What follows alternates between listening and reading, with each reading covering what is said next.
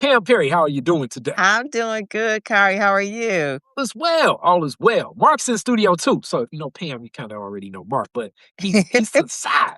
He's gonna be in the hot seat eventually. But right now, we got Pam Perry and representing Yes. already like a golden deck. So you was Yes, feeling the Detroit. flavor. I love it. It's still a cold season, but you are welcome in that sunshine. Thank you. Thank you. Detroit is different. I'm so glad to finally be here. I have referred so many clients here. Allison Vaughn, she was here, just a lot of different people. So thanks for having me. Cedric Mhm. McDougal. Yeah, Yeah, yeah, Cedric with the what's that? Glamping. yeah. It's the Glamping. glamorous camping experience. Right, right. And Drake, that's my boy. Yes. Pfeiffer, that is my homie. That's my Yes. closest. Yes. Yes. Always. We went to church together. For real? Hmm. Ain't that something? Ain't Yep, that Reverend something? Jordan in Corinthians. Shout out to him. Okay. May he rest in peace. He was Mm, the one that brought us up. mm. Oh yeah, Reverend Jordan. If you guys didn't know, though Hamtramck is the most diverse place there is in America for the longest of time, and I definitely knew Pastor Jordan more so Yes, through yes. Mrs. Crenshaw. Shout out to the Crenshaws. Okay. Did you know Kim Jordan? She's a musician. So she played that keyboard and she was a music director for Gil Scott Heron Mm, for many, many years. okay, I Yeah. did not get that direct connection. It was more so really like who was the other people? It was Jeannie Collins sang for Roberta Flack. Janet Williams, the opera singer over in Germany. I mean, so a lot of musical people came out of there because I know that was kind of like your first love too. yeah, Yeah, yeah.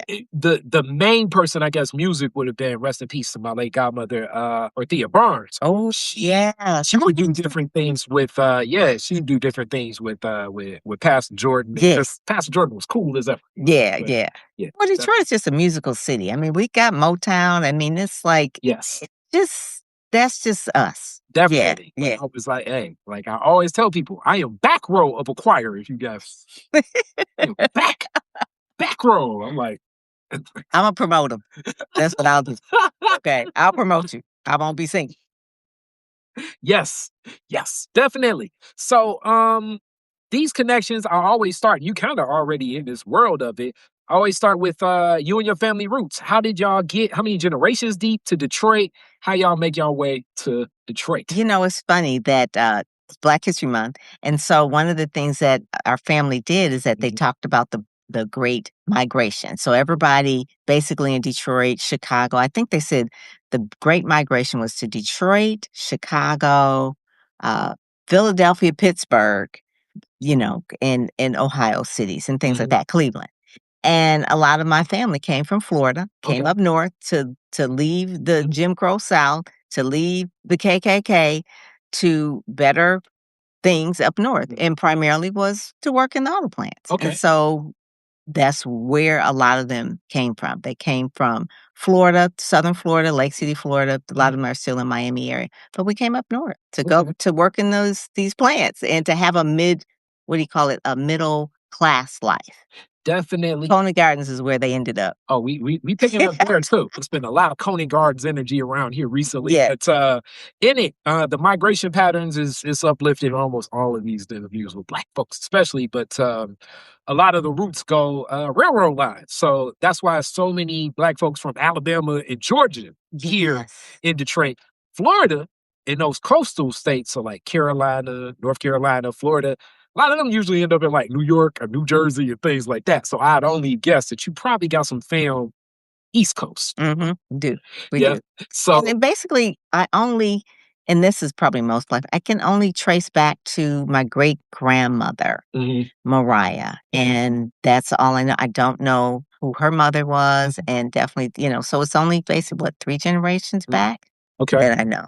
All right. So and then you mentioned historic community as it's been uplifted many a times. And I'll every time because she gonna, like digitally, she gonna be like, what you doing, guy? But the great Sydney James, always uplifting Coney Gardens. Coney Gardens is one of the communities where outside of Black Bottom, black people could own homes. Yeah. One of the first communities like that throughout the city of Detroit. And the relationships of so many uh, very how do I even put it? Historic, but just mix of the creativity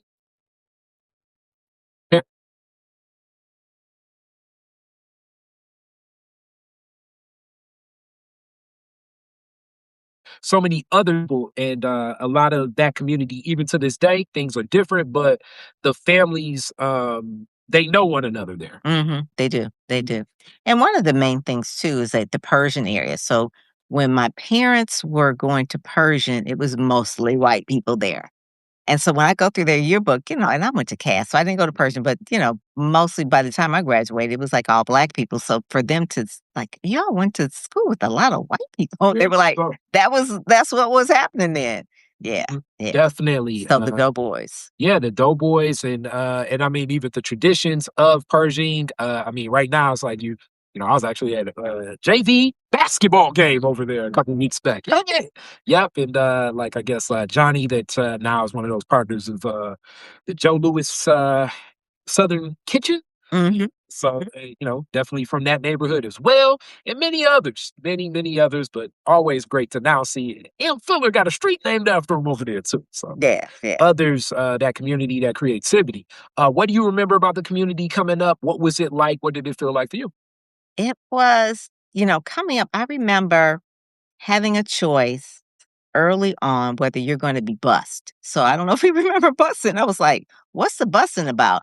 It's like, so the black people can go to school with the white people and the white people can go to school with the black people. I said, oh, I elect not to do that. I'm gonna go to my school. So what I remember is going to Nolan and how many Middle Eastern people there were there. Mm, Chaldeans, so much so that they had to have different rooms for the languages because they couldn't even speak English. mm, Now that was just like mind boggling. I said, "You come from another country, you can't even speak English. Why is that?" So I actually ended up friends with some of them, and they were just telling me that where they came from. It was bombing. It was horrible, and I was like, that was just unbelievable to me. It was like we're kind of like black people living in middle class, and then I'm going to school with all these Middle Eastern people, Chaldeans, and things like that.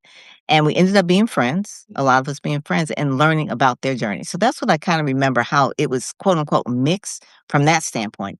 Then going to Cass, that whole part of living from the east side, northeast side, Conant Gardens, and then going to school with kids that maybe are from Palmer Woods or different areas, and how that was like a melting pot of all of the different types of black people from all over the city. mm. And that was really fun. Yeah. Getting on that Hamilton bus Okay. every day, Yeah. going to school. Okay. The good old Hamilton. Yeah. We had some journeys over that way. Had some journeys over that way. But and you speak of that community as we even shared in the church. Corinthians is in Hamtramck, but The suburb of Detroit. it's inside Detroit. You know what I'm saying? Detroit has it's so Detroit. It got two cities in it, Right. Hamtramck and It's Highland kind of Park. hard. And Hamtramck is definitely known more, I think, historically as a Polish space, but Yeah. now very diverse. It's one of the I think it may be like one of the few places in America that you could probably get like Polish sausage, some Mongolian chicken, and A burrito. a burrito. I mean, right now it is so many And like it's Romanian too. A lot of Romanians are there. yeah, Mhm. it's a place that you gotta go and see it and connect with it. It's different. Um, It is. and just like kind of in that culture, and then Cass Tech, we've definitely know of the technicians and what that was. What was your experience like at Cass? As you already kind of uplifted it. Yeah. The thing about Cass is that you feel like you're going to this school where, quote unquote, the smart kids went. Mhm. So we take this bus and we go in. And the first time I ever saw prostitutes and people like homeless people on the street, I'm like, we're near Cass Corridor. Why would they put this school where the quote unquote smart kids, the kids that are kind of like geeky, or the kids that really, I won't say they were we didn't really know how to fight. You know what I'm saying? We were like, and then we're like in the toughest neighborhood Mhm. in the city. I'm like, okay, this is how we grow up here. And I just remember just being there, going to work because at that time I was on co-op, I go to work downtown, working in the Renaissance Center when it first opened. Okay. That was a big deal. In the Ren Center, working in the Ren Center. So now I'm dating myself, right? So the Ren Center was there, and then leaving there and then going to Wayne State, which is kind of still in the same area, and then working at the Detroit Free Press, which is all in the same area. So I kind of look like I went to Cass, I went to worked in the Renaissance Center, went to Wayne State. and working at the Free Press. So it was all in that downtown area. So that's what I kind of remember. Cass taught me about downtown because I didn't live downtown, right? I lived in Kona Gardens. So I got really used to having my footing downtown, Wayne State, Renaissance, Free Press, that kind of thing. Okay, and you touched on something else that I definitely not as many stories, and one that I'm definitely gonna uplift. He may get this just with the network of it, but I definitely know that Pastor Oscar King was one of the Yes. developers, black developers that was working on the Renaissance Center. So a lot of the discussions that have been taking place really more so at council table last year about the design of it never necessarily being welcoming. Yeah. It's a context of truth for that. But like a lot of things, it's like you got to kind of get to what's happening in the reasoning behind the Renaissance Center, and how it comes to life and everything. Yeah. But of that is one of the stories that I definitely remember in the opening of prestigious mall like atmosphere of these different shops and stores inside the Renaissance Center. You know, they say like one of Tommy Hearn's big fights is at the Renaissance Center, all these different things like in the start of the Renaissance Center history. What was it like witnessing and kind of being in that space as it was activating? So one of the things about Oscar King, I met him when he went for the cable contract for the city of Detroit. Wow. And obviously Barton won. I didn't even know that. Yes. Even more reason why Mr. King needs you here, Pastor. Okay. And so I met really Helen and Oscar at the same time because they were in partnership together to go for that cable contract. Okay, and also, Yeah, something Helen else we're Love. gonna talk about. Helen Love is, Yes. she's the, like a My godmom. of me, My mentor. and as last time when I was talking to her, I'm like, that's my OG. Yeah, yeah, yeah, Homie. yeah. So one of the things I remember about the Renaissance Center, so it was so brand new. And so you're walking around and they have all these new stores. It's Casual Corners, Gantos, Limited. And I had like jobs at all of them because I would just feel so bold going to Cass. It's like, oh, okay, well, this is like some nice places to work. And I'll just walk up there and say, I'd like to work there.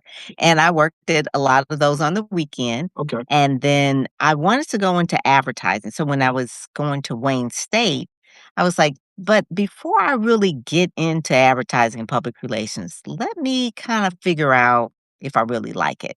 So again, I took my briefcase over to the Renaissance Center. I'm just going to go floor to floor, door to door. Wow.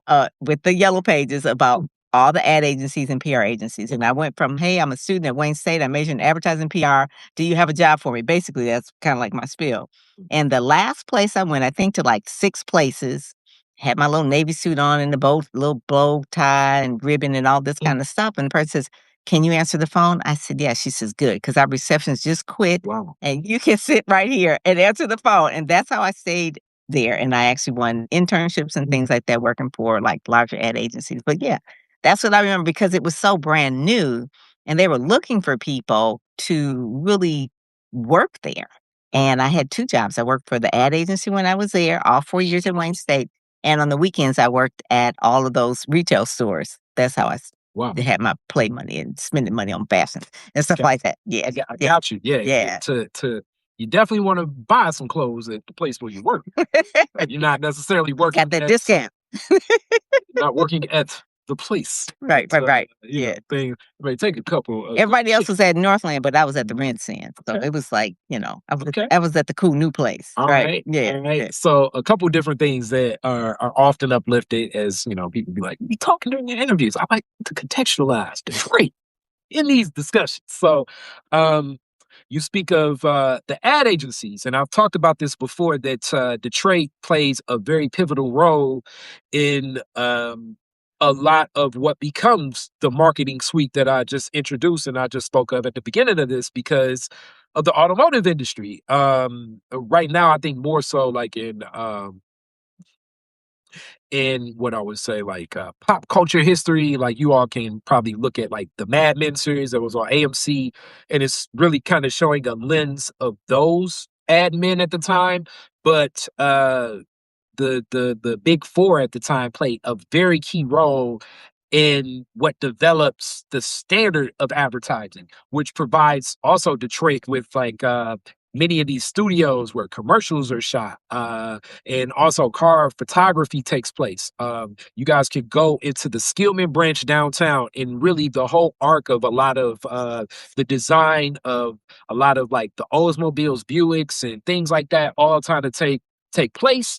So it exists here, and even in black advertising, like Global Hue and Minds Behind, organizations like that grow, are given opportunities. So Detroit has access to some of those opportunities Mm. where a lot of places definitely necessarily would have. Mhm. What was it about advertising that said you wanted to connect there? Just even leading into it. Yeah, I like communications, but I wasn't really sure where I wanted to land. So journalism was the overall thing, but then Mhm. within it, they had this thing called advertising public relations. Reverend Jordan was a person that says, "You gonna do PR for Jesus?" Because I was always promoting. I would promote the flyers. Hilarious. I would promote the programs that we have, plays or whatever, and so I love promoting and actually doing that sort of thing, and even when I was younger and we were doing things in the church, I would promote our fashion shows. I'll be the person that would gather the people, and he says, "Well, you're gonna do PR," so I said, "Well, before I really, like, invest a whole lot of time and money in this field, let me see if I like it." So that was the thing. I basically it was always a natural thing of me promoting, whether it was a magazine or if it was program, just gathering people there to let other people know about it. Books, really the main thing about me really sharing that kind of thing, sharing books when people write, speakers, that sort of thing. So yeah, that was the thing that I just stayed with and I've been in for decades. I really haven't I mean, the industry has changed, but I have always stayed in the industry and I've worked in all of them. Radio, TV, print, now it's podcasts, now it's a whole lot of other different things. Yeah, very much so. Yeah. So the kind of it was natural and people kind of saw it. What did you like start off, especially like if we're thinking like at that age from like Just from church on, what yeah. was it that connected well with you where you think that it was something that not only like you appreciated, but you were able to understand delivering the message? Because clearly, like people know, it's like you got a message, the sender, the receiver. What I did you just remember in high school and even like even at church, younger before that, of just making sure that I was on the newspaper staff. So if I was on the newspaper staff, I would write feature stories where I would go get the advertising because we didn't have advertising, we wouldn't have a newspaper. So I always created different publications a lot of times to amplify voices of what other people had to say. I always believed in the written word. So I always say, we'll write it down and we'll put it together.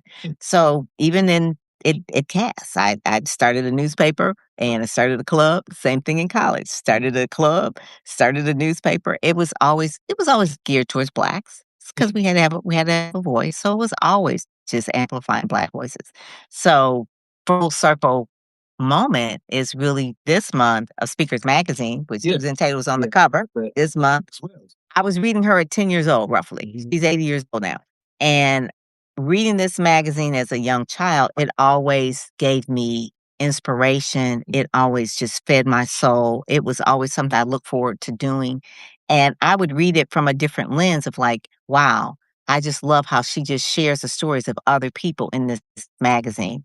And I wanted to do the same type of thing. I did it in high school, I did it in college, I did it as an adult, because this is going on 10 years, and that was just from an inspiration of seeing other Black women doing the same type of thing, and I said to myself, "I wanna do that one day."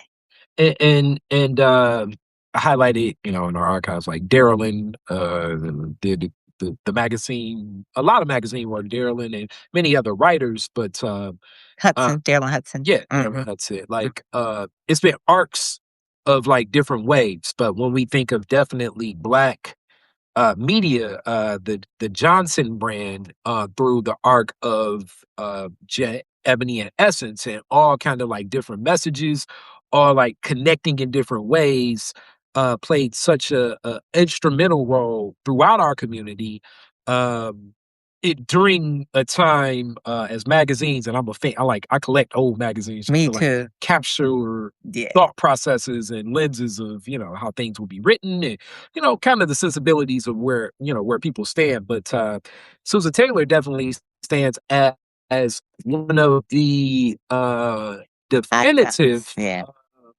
What would I say? Like, icon, but Trailblazer. trailblazer, but like a standard during this transition and more of I guess the renaissance and the empowerment and really the boldness being taken by women that have always really been anchors in our community, but stepping forward and Mhm. moving moving the world, really. Let's be honest, like moving the world. So that definitely stands as like even in the arc of, you know, where Johnson publications start to where they're at now, even creating right now. I think the Essence Festival stands as really an anchor of, I think, how a lot of people identify with Essence itself, but you know, it starts from print. Mhm. It did. It started with print.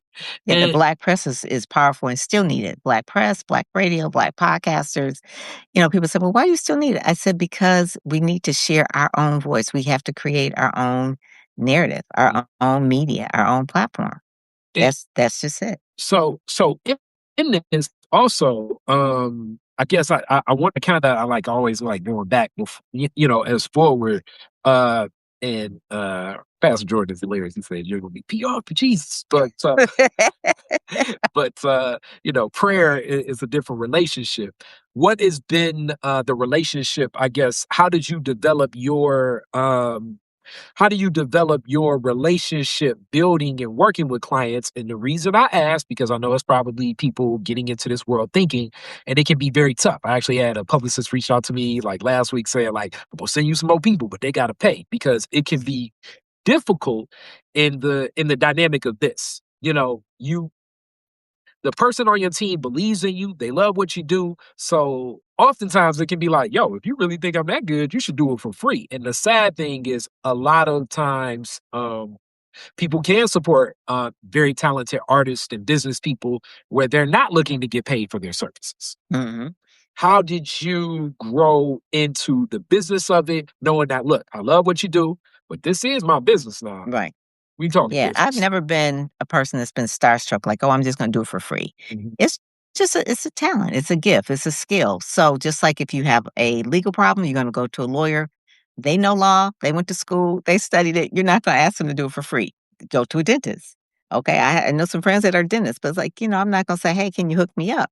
So, it's just about respect, and really it's your profession. So, I've never had people say, "Oh, you're a publicist, will you do it for free?" No, this is what I do. I went to school for it. I studied it. I worked at WNIC. I worked at the Detroit Free Press. I worked at Christian Television Network. I've worked at a lot of different places and have a lot. And yes, I have a lot of people in my phone that I can call for give you publicity, but I'm not. That came with the price. So I tell people, I say either I can teach you how to do it yourself, or you can pay me. So you got to pay one thing. You got to invest time or money. Mm, It ain't for free.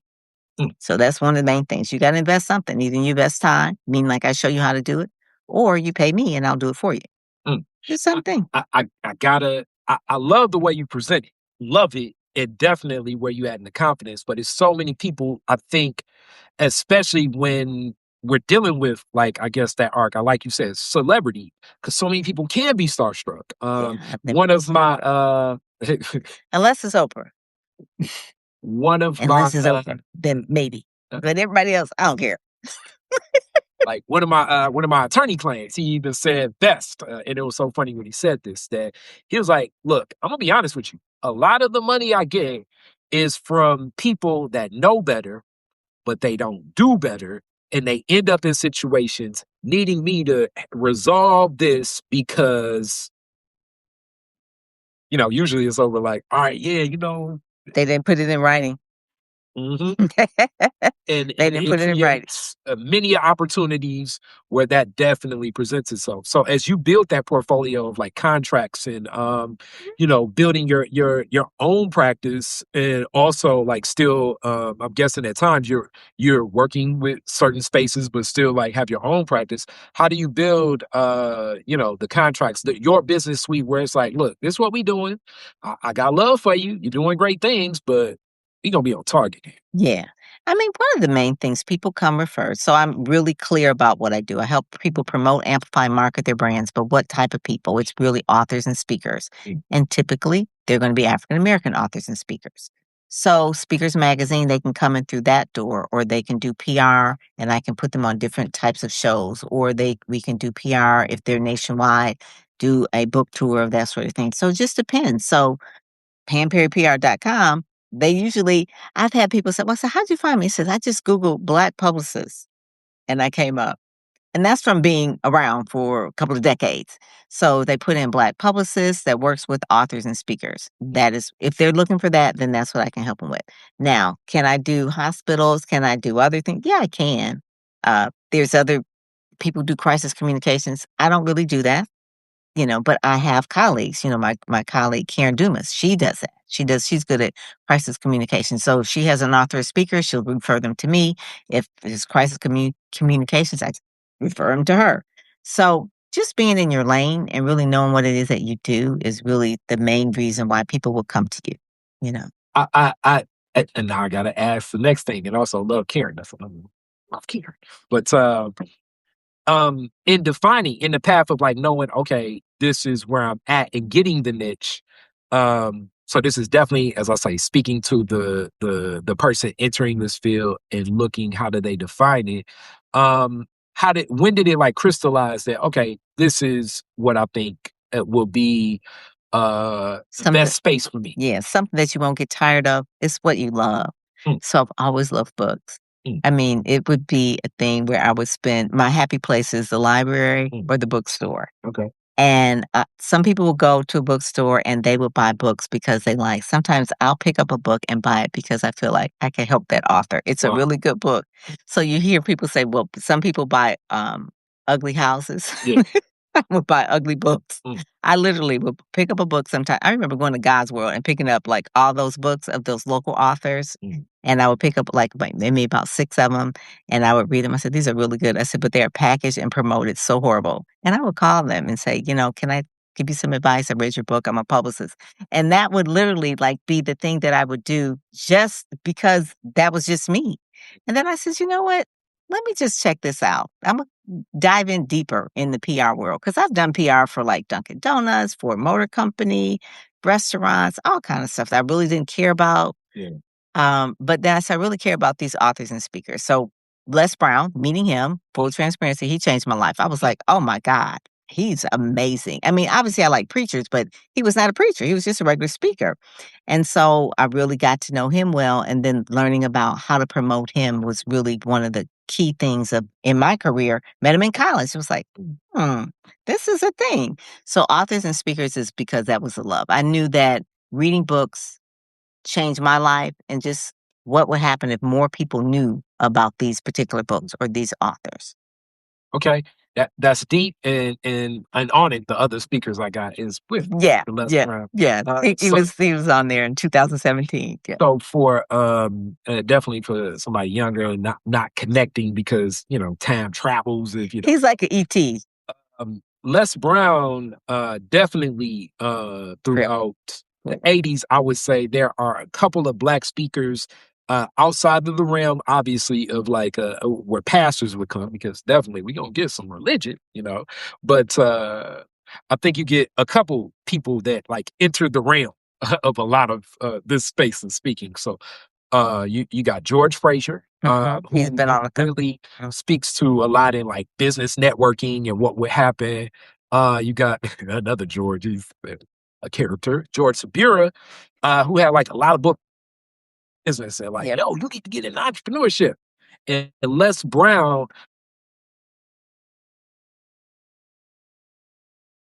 people do this all the time, like, and like what has now, I guess, become more of a prominent field in like what becomes like motivational speaking and Yeah. personal development. Like he is I'm aging myself because I know a bunch of old folks, but he's like what Reverend Ike was for evangelists. He kind of becomes that for like the gateway of what becomes of this whole world of a lot of motivational speakers. And like at a time where talk shows need people to give content and everything, like he hits that lane for many people and defines something that like really at the time, I'm not saying like it didn't exist, but it definitely crystallizes it in the hearts and minds of many more. Hmm. Les Brown is definitely one of those voices, and connecting in that. So I just wanna I like to, so people kinda get an understanding of, what it is. It'd almost be like, like my people that do a lot of content online. It would be like, you guys, the younger guys would be like, he was the East Side Ivo of, of the day for like Instagram or something, or Drewski or something. You know what I'm saying? Like early on and catches away, connecting to many people. And you get a relationship early on, like in watching the success of that. Yeah. As you watched, like, as you look at and track the success and like the spaces and places, in that observation, um, like, how do you take notes and say, like, okay, so these may end up being spaces and places for a potential client, or where the work I do can be offered?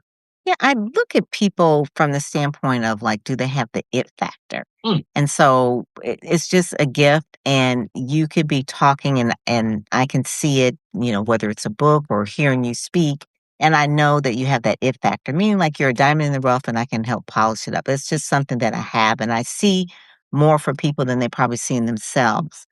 And so I remember your godmom too. mm, The same thing. I right there. mm, Before she was ever actually a preacher, mm. and Okay. just meeting her and knowing her aura, just Mhm, how loving she was. And she had the club on 8 Mile. I remember mhm. seeing that. And I remember her doing a contest that my husband was in, and he actually won. Okay. But she was like the MC, and she was speaking. And I just told her at that time, I said, "Do you ever do any speaking?" This is obviously before she had the church, right? Mm, Before she was a preacher. She's had that club on 8 Mile. mhm. Uh, and she says, "No, not really, I'd sing and, do this." I said, "Well, you really have a way of motivating people." And so I just saw that. And so one of the things, obviously she was a minister, but she really had a way of just speaking, not just singing, because she obviously had that voice, but just really, she had a God gifted her with the voice so people can hear her, what she had to share and say.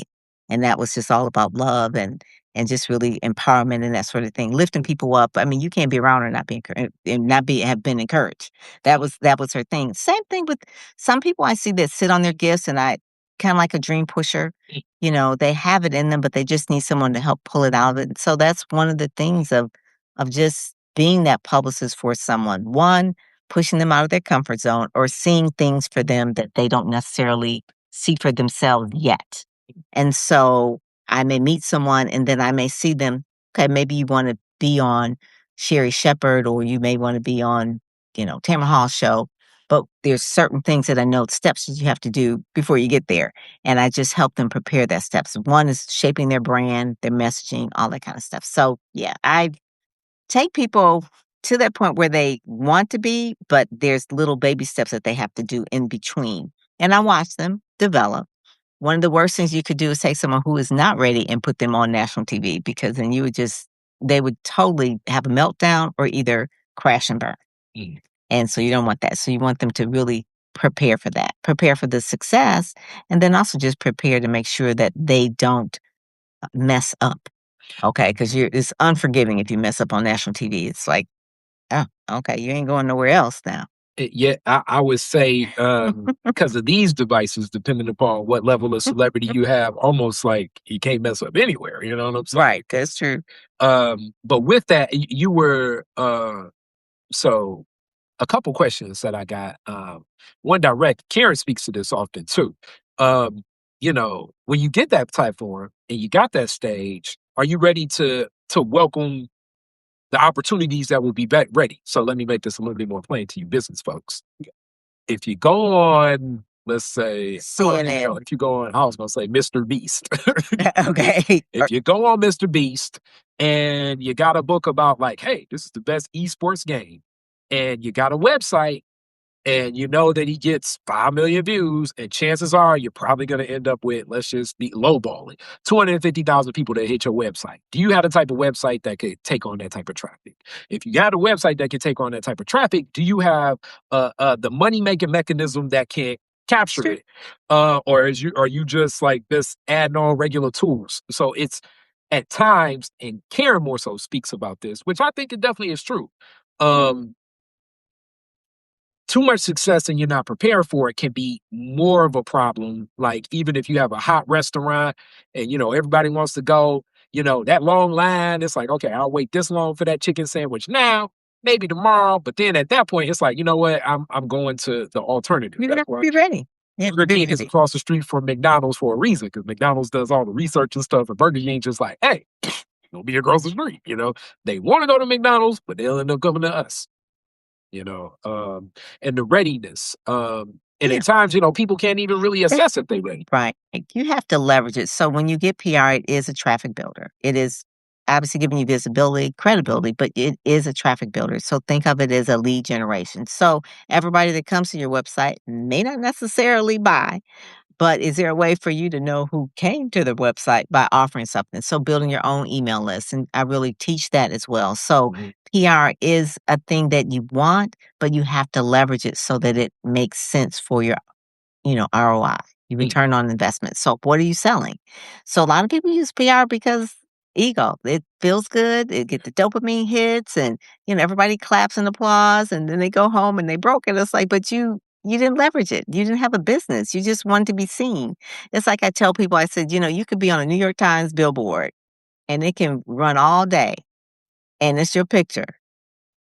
So what's it gonna do? You ain't got no website. It's no reason for it to be there. It's just applause. And I tell people a lot of times, I am your publicist. And if you want to just have publicity just for your ego or just for validation, I am not your therapist. So I'll say that again. I'm your publicist and not your therapist. So if you just want PR for validation, think of something else to get validated from because PR is a business strategy. It really is. It's a business strategy. That's it in the bottom line. Yeah, So you have to have the systems for it in order to leverage it. and I guess also another arc of it, as you say, that definitely free press or newspaper, magazines, television, radio, podcasts, And online. and online, like it's gone many arcs. A lot of times people don't like going into new spaces because you're going to be uncomfortable in a new space. What has it been about you that's been more open to getting into new spaces? Imma push the buttons. I am. I'm just curious. I'm just really curious. So if it's Blavity, if it's the Root, if the Griot, it's the Metamor I mean, I love those. I was like, "This is like a newspaper." I was blogging Mm, early 2000s. That was just like, "Okay, so this could be my magazine." mm, I'm just curious. So Imma push the buttons. I'm on Substack right now live. Hey there. Uh, that's relatively new. It is, the first thing that I was ever on was MySpace. I learned how to HTML code because you know how you have your own little thing. Yeah, so I did that. your background. I wanted my own background and all that kind of stuff, and that was just a way to connect, and I would teach my authors and speakers that they needed to connect through these different platforms. A lot of them come and go. Remember Vine and Meerkat and Periscope, a lot, but still try them Mm, because basically over time, a lot of them are doing the same thing over and over again. mm. I remember I was so in love with, Google Plus, that's gone. I mean, it's just different ones, but you roll with it, but the main thing is to always own your own, platform, your own email list in case everything goes down, and you talked about websites. I tell people, I said, "You want $1,000,000 business, but you're trying to do it on a free website." I said, "That's not gonna work. You need, like, a WordPress or something that will grow as you grow. It's okay to start free, but don't stay free when you're doing these tools. You have to pay for some things if you want people to invest in you." So I kind of do a little bit of business coaching as well as doing the publicity for people because it's important. Because, like I said, marketing has a spoke of different wheels. It could be the advertising, it can be the publicity. So that it's all part of a tool to sell something. That is really key. Speaking is really a part of PR because people build trust with you when they see you and hear you. So I teach people that they use the stage in order to promote themselves, not to necessarily sell, but to for people to build that trust with you. Yeah, I definitely don't have the experience or expertise. I got an undergrad and grad degree in marketing, but when people ask me questions about podcasting and really the whole suite of it, and like I tell people, let's see, keep it clean. But a lot of people in this industry, I think, it can definitely be full of smoke in a lot of ways. The challenge is it's definitely necessary if you're looking to propel wherever you want to go in your business. And the other thing, like when it comes to even like podcasting or interviews or a lot of different things like that, um, it's like agency to something, because oftentimes when I say like a soft sell, like you're getting to know who the person is or who the business is, especially in this era of social media. We want to feel personable about who we're interacting with, who we're supporting, how we're connecting, and that can help in the business. So, like, it may not necessarily be as direct as like, yo, sell, sell, sell. I'm just trying to keep selling and keep selling and keep selling, but that will create it'll create supporters that will follow you and travel with you through whatever journey you're going on when you have places and spaces for business to be presented. And one of the things I like about podcast Kari is what you do is that you have people on for a while. So I may book a client on TV shows and they're on for 5 minutes to 10 minutes at the max. A podcast is a good BS detector because you're on for 30 minutes or so. You can kind of BS your way through 5 or 10 minutes. You cannot BS your way through like 30 minutes because people, and that's why people like podcasts because they get to know the person. They're in their ear. They get to watch them and see them in real time. So yeah, it's different. Trust is the main thing that people are trying to build, and trust is the main thing that people want to have if they're going to spend money with you. And similar to like you say, like in waves of things. It was an interview with Denzel Washington during the press run for Highest to Lowest, I remember. And things change in waves. So like as when I'm, years ago when I was younger, it would sometimes be like a mystique of whoever like the celebrity is. Like and almost like in and the less you know about who this person is, almost it's like the scarcity raises the value of the person. Whereas now in like this social media reality television world, it's almost the opposite. Yeah. So we're looking at, as I was looking at Spike Lee and Denzel on the press run for Highest to Lowest, and I mean I saw the film and I'm looking at some of the interviews. I'm like, they've never really been in this space. And I'm not necessarily saying like these are bad interviews or whatever, but this is something where like in my mind of like years ago, a Denzel would probably do like one interview with Brian Gumble on the Today Show, and that would be it, and it'd be phenomenal. But in this space of like, I'm gonna go to possibly like 25 podcasts, this is where someone of the charisma of a Jamie Foxx is like way more of a engaging personality. So like it's even different waves. And hence if you have the right Perry person on your team to know, all right, this is the strength, this is the weakness. We got to kind of go in this space that you're not going to be as comfortable, but it's a way we can enter this space where it works. Mm-hmm. And all of that strategy and all of that vision, it really takes a lot of thought process. I've also uplifted on this podcast before, like my homie that's he's one of the programming directors at one of the hip hop stations in Atlanta. And I was telling like even the guys on my team during one of it was, the EVOL album that Future came out with after I guess he like breaks up with Steve Harvey's daughter or whatever. But hit the team is like, it was like 6 people from Harvard, like 4 of them white, 2 black people, and they took over the top suite of this radio station for like 9 hours, where they were all focusing on what would be the next 6 text messages from Future.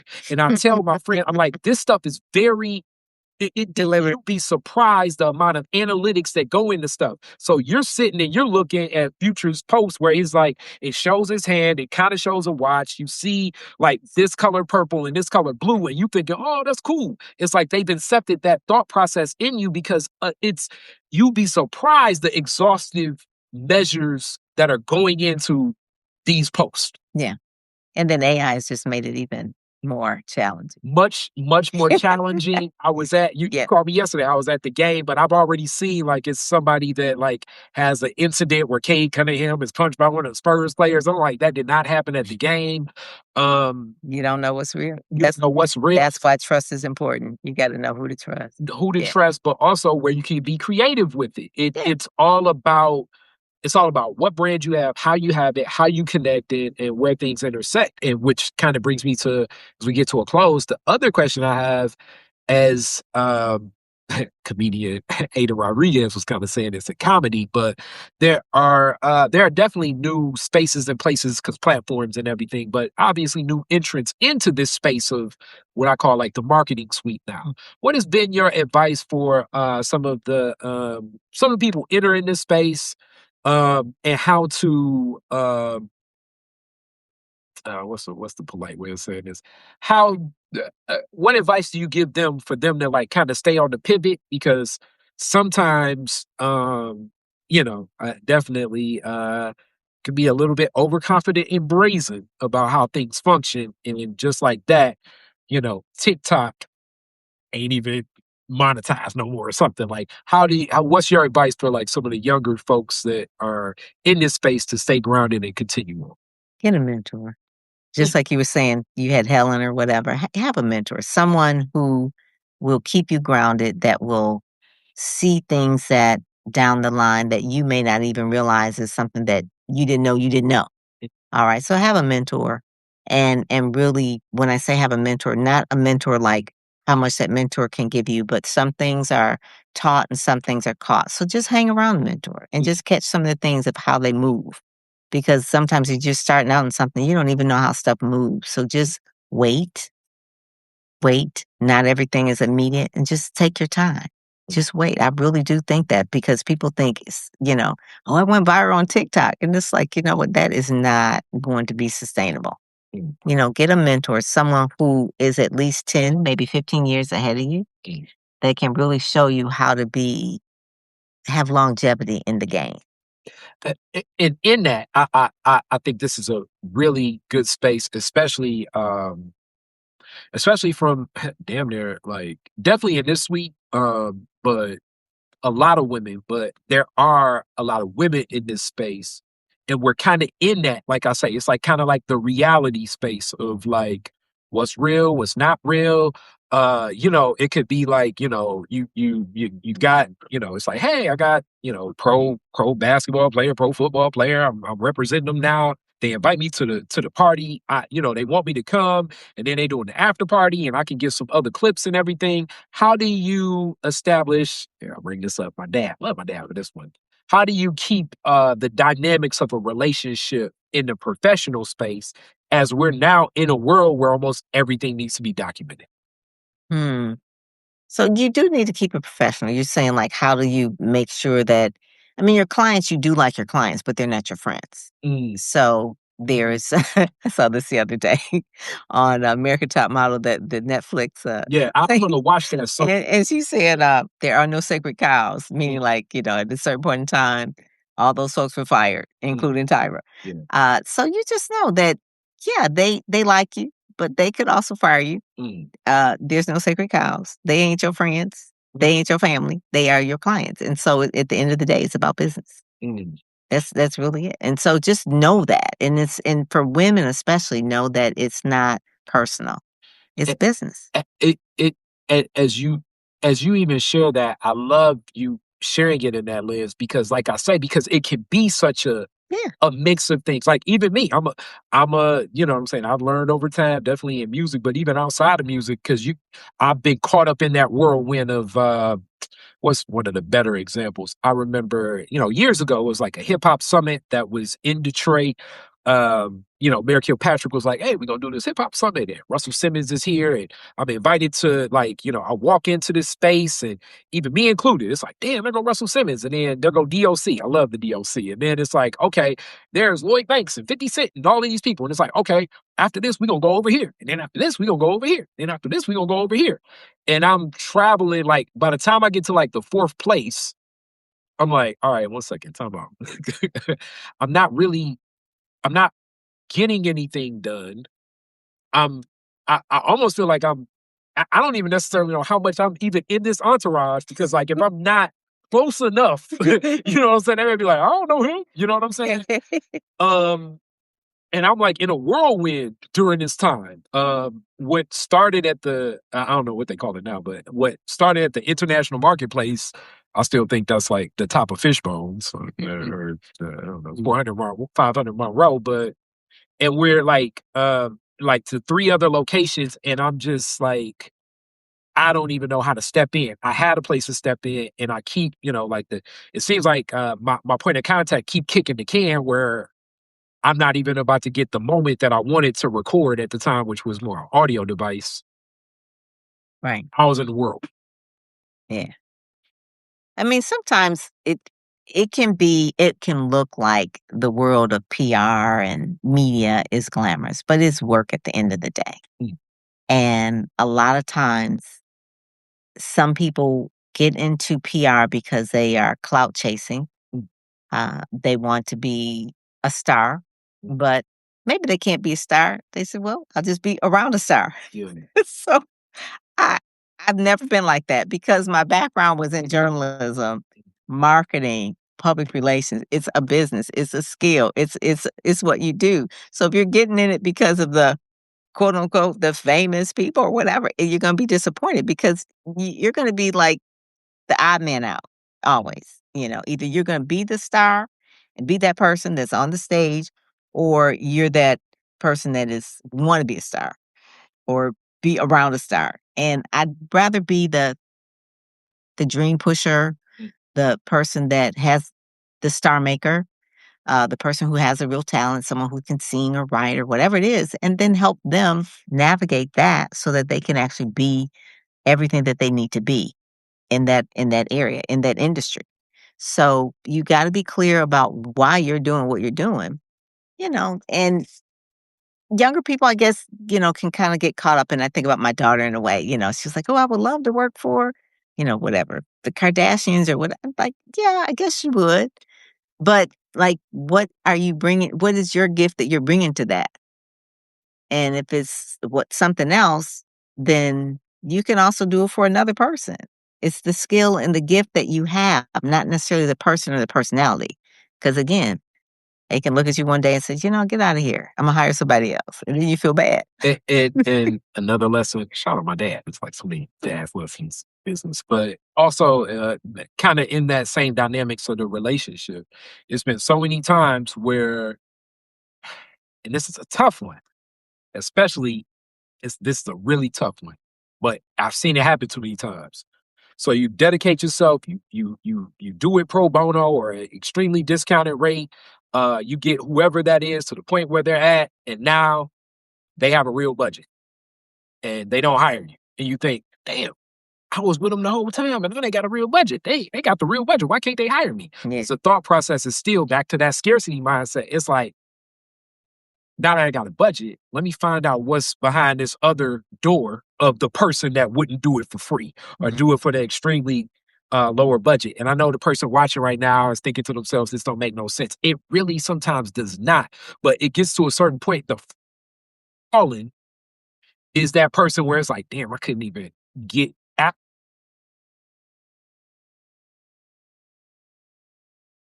Another example I often give, rappers love to say, man, I ain't never go to college and blah, blah, blah, blah, blah. And I always go back to, I say, okay, I hear you, 50 Cent or Snoop or whoever. All right, managing your money. Do you trust the CPA that didn't go to? Do you trust the accountant that didn't go to college? Do you trust that lawyer that didn't go to college? They'll proudly say and really uplift the institutions more than people at the institution. They'll say, "Well, my accountant went to Harvard, my lawyer went to Harvard." So it's like you clearly honor these institutions. You just are saying that I think I can be successful without it. But when I spend my money that I got from success, I'm going to them because I feel like they will protect it, which I'm not necessarily saying they will or they won't, but that often happens that when people get the money, they're going to go to the option that they didn't have. That's true. Yeah, and it's the same thing with if you are a person that has the skill, has the talent, you're the creative. you want people around you that know those other parts, the business part, because you're the creative. And so you gotta just be careful too. That's why I said you should always have mentors, people that will kinda like have your back or just see things down the road for you, for sure, for sure. All right. So with that, as we get closer to a close, the first thing I want to say is multiple options. Always. How do people connect with you if they're interested? If they just want to find out more, if they want to follow your podcast, if they want to get one of the magazines, Yes. they connect. So they can find everything all at one thing. My name, PamPerryPR.com. PamPerryPR.com. They'll find my podcast there. They'll find the magazine there. I have a community called Ready, Set, Go, Speak to help people get ready, set to go and speak on stages and speak on the media. Okay. So they can go there, PamPerryPR.com. And really, when they go there too, they scroll down to the bottom and I'll give them like a free kit on the 7 things that the media looks for. Because people think like, oh, I should get on the media. Well, these are the 7 things they look for. If you got all 7, you have a pretty good chance. If you're missing some, not so much. So yeah, they can go there as well. See, that shows you the skill set. Already gave the tease. That is what we call promotion. That's what I do. There you go. See, professional. And I got my own microphone. Yeah, see, all of it. And my name is on it. All of it. There you go. All of it. She ain't repping another station there. There we go. I love it. I love it. All right, thank you. Okay, so with that, and it's always hard to predict, especially like in the arc of a lot of stuff happening in media these days and like how people connect to it. Um, what do you see? What do you foresee more so? What perspective do you think a lot of the authors, the speakers right now should be thinking? Owning their own owning their own platform, really getting more into streaming, if they have an online hub. I like the Black lady that just bought The Root. I can't think of her name, but she just bought The Root, back because it was Black owned, then it got white owned, now it's Black owned again. Blavity, I like what Morgan's doing over there. I mean, you got Ebony still there. Black Enterprise doing a lot of video, audio streaming. So it's really becoming experiential for a lot of the platforms. And so author and speaker needs to know how to maneuver video, how to put on events, become more experiential in terms of giving people experiences. People aren't like, oh, I just want to read a book. No, they want to experience other things as well. You want to have retreats, you want to have workshops, you want to stream it live, you want to write. I mean, you're a content creator, so put your content everywhere. Publish everything everywhere. Okay. And learn how to do that well. Okay. Well, not with just Chat GPT, but learn how to do it well. I definitely I think that is only going to help you because the more you got access to what you do, The more people will trust you. more people will trust you. And just from I've shared with some people, but last year, 2025, my YouTube and my Facebook were hacked. I haven't got back Facebook because Meta is just difficult connecting with them. Got back my YouTube, but it goes back to like, do I control the distribution point? So now, like exploring some other options. You know, Yeah, Roku, Apple What they- TV, Amazon Fire. I mean, yeah, those are different platforms you can use. Roku is one as well, but yeah, yes, we got to back our stuff up and put it on a hard drive. yeah, Okay. that too, because often if we're sharing in these spaces and platforms, We think that it's control them. Yes. I mean, like many authors, I know, like what was it, more so like maybe 10 years ago, the amount of the percentages that you get as an author sharing, selling books on Amazon, oh yes, way better than like something happened overnight and they're like, nope, not anymore. So back to like, if you don't control the distribution channel and the chain, and that's part of your key business model. It's like That's true. It's a vulnerability. Let me just share that with you. Yeah, that is true. That is so true. All right, so classic Detroit is different questions. First one, first car, year, make, and model, year you got it. Maverick, Okay, Ford, okay, Green. all right, I don't know what year it was. okay. Where's the first place you went when you got it? Hmm. Probably to work. Okay, I guess probably to work. The Renson. all right. That was a what we say? That was an enterprising move. Professional with the first flight. Right. I got you. I got you. It's like no more busts. Right. There we Yeah. go. Yes. All right, you're the DJ at the end of the Detroit fireworks, Woodward and Jefferson. You get to play 2 songs. What songs you playing? Imma play, Frankie Beverly with what's his song? Is, Time to Go or what, Okay. Uh, okay, so it's like, Before I Let You Go? Before I Let You Go. Okay. I love it. I love it. And That's the end, right? it's, hey, I'm with it. So that's one. What's the other? Beyonce. Okay, the Beyonce version of it is like the Yeah, double version. yeah, it's a double version. Right, right. It's gonna be like, so it starts with Frankie Beverly and everybody dancing, and then Beyonce come on, and everybody above 40 gonna be like, "What are you doing? What classic hit? Right, What right. are you doing?" Ah, Yeah. and then, She tried to make it better, but you know how, yeah, like some of Americans, right? The country album was like, "What is she doing to Jolene? She doing to Jolene?" she is, she is. Yeah. Shout out to Beyonce. Yeah, I really think she's the closest example of a pop superstar I from what know. I remember in And this is today's a era. this is the thing, because I used to go to concerts all the time, but when I went to the Renaissance tour, I saw it over there. Was it Joe Louis? Where I was, downtown somewhere. Yeah. And I had on silver, Mm. because we were Renaissance. But when I tell you the whole place, everybody dressed like they were like everybody got the memo that you go to a concert and dress like the star. I was, like, amazed. It was crazy. So I could imagine Cowboy Carter. That was the same thing. Yeah. Everybody came in cowboy. Yeah. So this is a thing now. Like, Uh, I used to go to Janet Jackson and dress like her. I have, like, a little earring on or whatever, or Michael Jackson, it's, inspired. But, like, Beyonce would make everybody just all out. It was I it can was it imagine. was crazy. Though I do. I actually got a reference of a song. I remember 1987, Prince, Joe Louis, Oh, Arena. All my cousins had on purple. Oh, I did too. Everything. Okay, I did too. Okay, so that one I did do that. Yeah. Okay, yeah, we did do that. So Okay, yeah, so yeah. I So remember I did not go to the concert. yeah, but so we were all in purple. they took the pictures, And we were all in purple. and I was like, Purple rain. Yeah, of course. Before, Yeah, that's it. That's true. Yeah, but it's a whole nother level now. Yes. Yeah, but yeah, like, one of my staff members was like, because it was like a couple days before we were like, we had some shoot at the music hall, like a couple days before Taylor Swift was gonna be at Fort Field. And she was like, "Oh, Taylor Swift's coming." I was like, "I can't name a Taylor Swift song for nothing." But, it's like, "Oh, yeah, if if you always wants to be a millionaire, you call me for that one, it's gonna be, oh, you will not make your money." Because I just, Yeah, I know. that's what it is. So the last one, you could rename Woodward after one Detroiter, would it be a why? Can we do Coleman Young? He is the most named Detroiter. He already has a street though, doesn't he? Yeah. He have a street. He has a street already. He has to have like a secondary street, Yeah. but at the same time, it's like, yeah, he's the most Yeah. named Detroiter. Yeah. But for you, why? He was Detroit.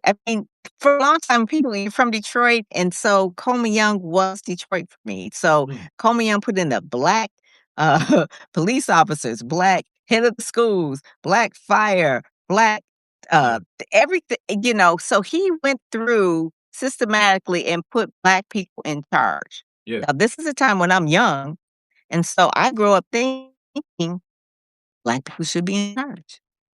So that was like my normal growing up, that we are running things. Yep. Yeah. And I grew up that way. So if I went to another city and it was like, y'all don't have this here, like what's going on?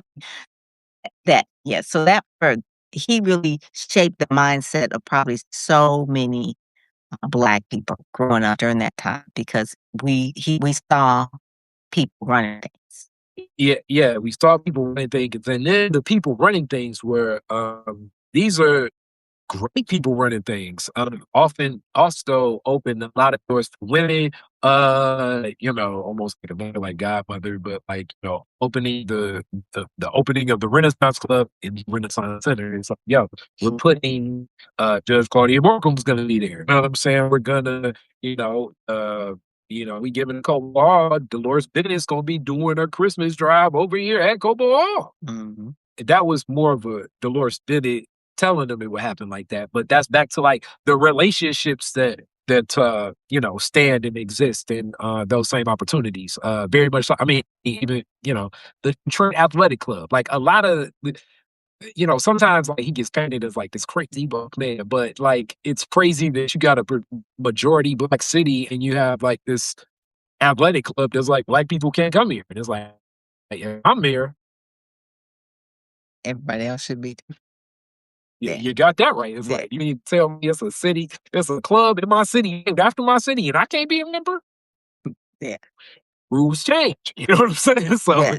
I mean, it's like as I say, it's he he definitely has some very colorful and creative responses at Oh times, yeah. but usually Exactly. he's responding to something that's just as preposterous and bombastic in the first place.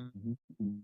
With that, thank you so much. Thank you so Thank much. you. Thank you, Kari. Mhm. Thank you for having me. All right, and also it was like a celebration connected today, so it's been like a whole family day. But peace. That is a Detroit is different. Oh, that was awesome. Oh, thank you.